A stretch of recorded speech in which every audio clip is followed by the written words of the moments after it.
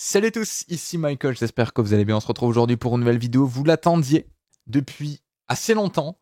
J'ai reçu beaucoup de messages, beaucoup de personnes qui ont participé au challenge précédent. Ça y est, c'est le lancement du challenge numéro 7.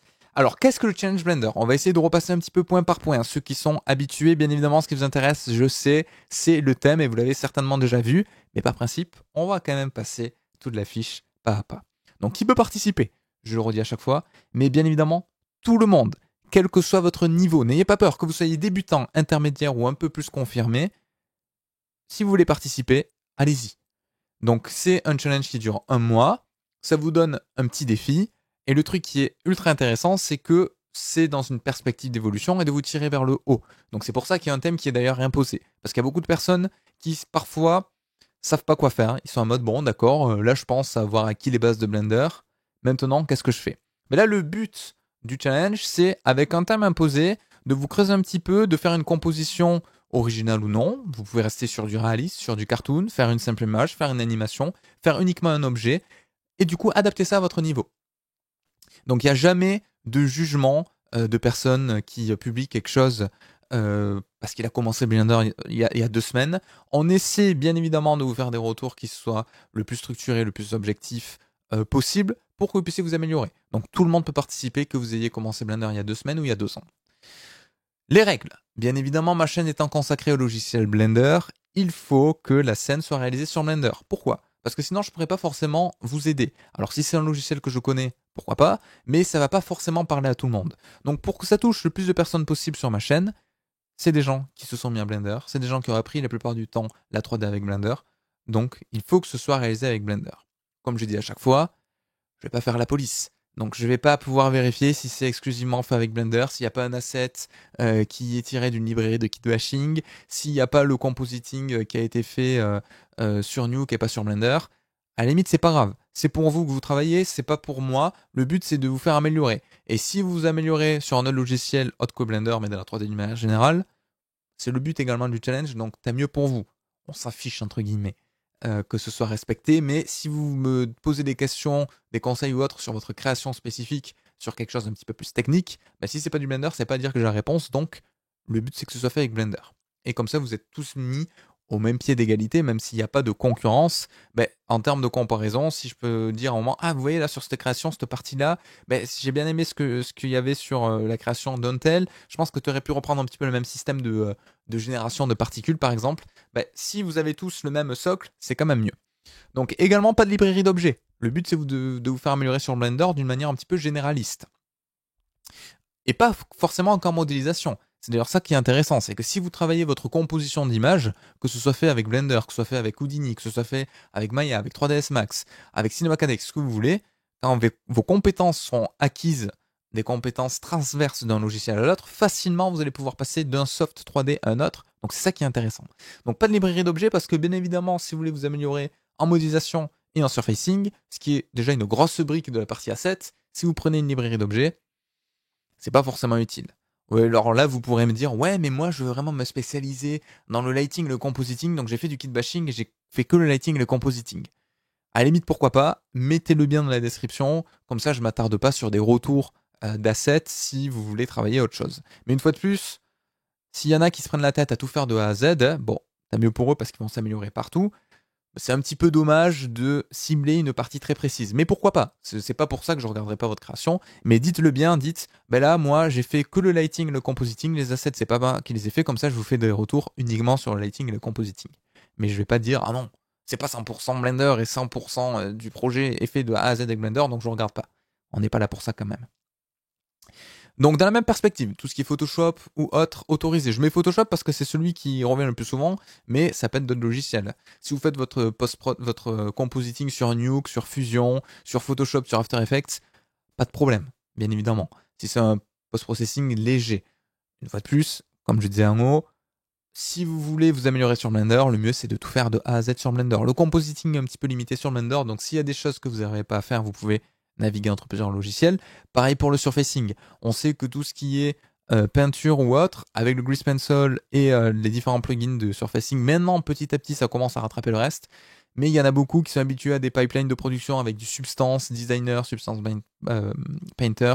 Tout ça, bien évidemment, c'est autorisé. Vous pouvez également le stipuler dans la description, comme ça on s'attarde pas sur des choses qui sont pas faites sur Blender.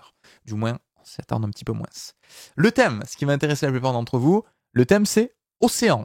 Donc j'ai essayé d'avoir un thème un petit peu plus ouvert que... parce qu'en principe c'est ma femme qui a choisi le thème, elle m'avait dit sous l'eau.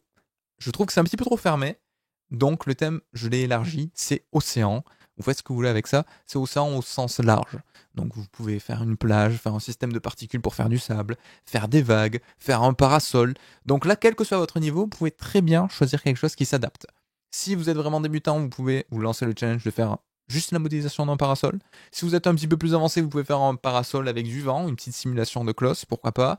Avec, si vous êtes vraiment expert, une plage avec des vagues et tout. Bon, faites ce que vous voulez, bien évidemment. Libre cours à votre imagination. Pour participer, comme à chaque fois, ça se passe sur Discord. Donc, qu'est-ce qu'il faut faire sur Discord? Vous pouvez rejoindre, le lien est toujours dans les descriptions. Ça ressemble à ceci pour ceux qui ne connaissent pas. C'est une sorte de gros forum et vous avez en bas d'un challenge YouTube. Hop là, juste ici, vous pouvez poster vos images avec une petite description et l'image en question. Vous avez également un channel qui s'appelle Challenge YouTube Discussion où vous pouvez dialoguer entre vous.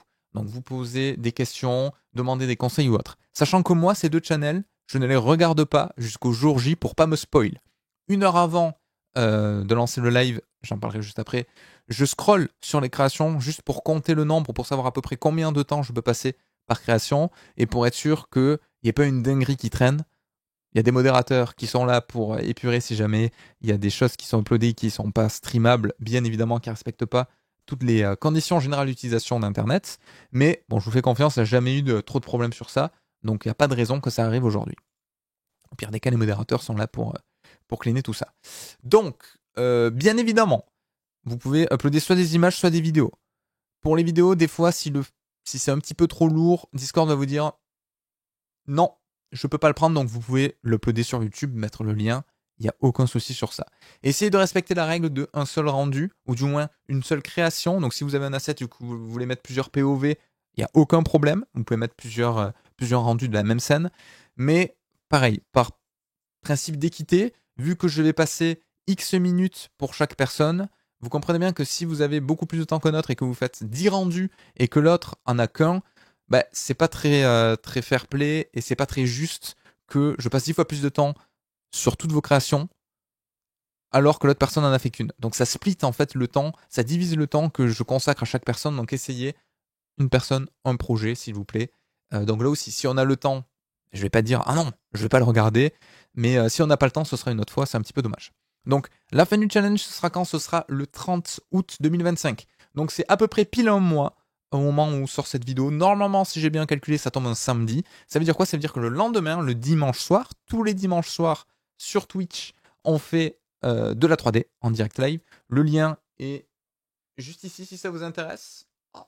Sous mon micro, twitch.tv/MichaelTV. On stream régulièrement, que ce soit du gaming ou de la 3D, ça gravite toujours quand même autour de la 3D et de Blender.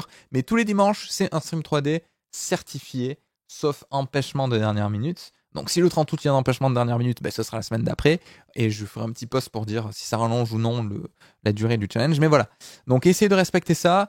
Si vous uploadez des images ou des vidéos après cette date-là, si c'est le dimanche et que vous avez un peu de chance, on les regardera quand même le dimanche soir lors du stream. Si c'est après, malheureusement, ça passera à la trappe. Alors je pourrais vous faire un retour sur un autre stream ou autre, mais ce ne sera pas dans le stream consacré au Challenge Blender numéro 7. Pour ceux qui ne peuvent pas être présents en direct, je sais qu'il y en a beaucoup, ou d'autres qui n'aiment pas Twitch, qui ne connaissent pas ça, qui ne veulent pas se mettre sur la plateforme, vous n'êtes pas obligé de vous inscrire. Hein. Vous pouvez juste cliquer sur le lien que je mettrai sur Discord, je vais vous montrer où.